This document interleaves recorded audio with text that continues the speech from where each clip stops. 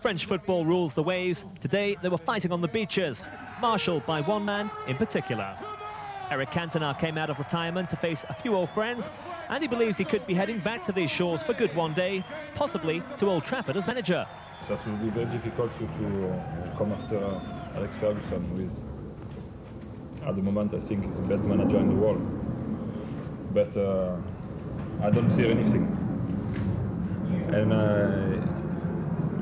I couldn't handle it. Cantona wasn't the only familiar face, with players from Manchester United, Arsenal and Liverpool turning out. It wasn't quite what some had expected. My wife is over here at the moment. I'm out in South Africa, and she rang me and she said that you've been invited to play in a beach football.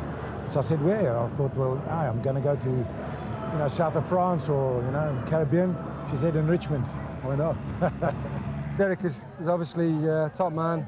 He's playing this more regularly. I think it's to keep his stomach down, which is not a bad idea. But he's always an attraction for anybody, especially in England. Cantona is an old hand at beach football, combining the sport with painting and acting since hanging up his boots. He showed he'd lost none of his touch. Well, most of the time. There's one slight problem with playing beach football in London. There isn't much sand around, so 750 tons of the stuff has been imported, especially for Eric and his pals to play on. Cantona inspired the French to a 6-1 victory over Arsenal's veterans, but he maintains English football is moving in the right direction. I prefer to watch England than to watch France. And in England, the players play in England. They don't need to go to Spain or Italy to learn how to play football.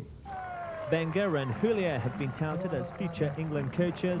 They could have competition from another Frenchman one day. Nick Walton, Sky News.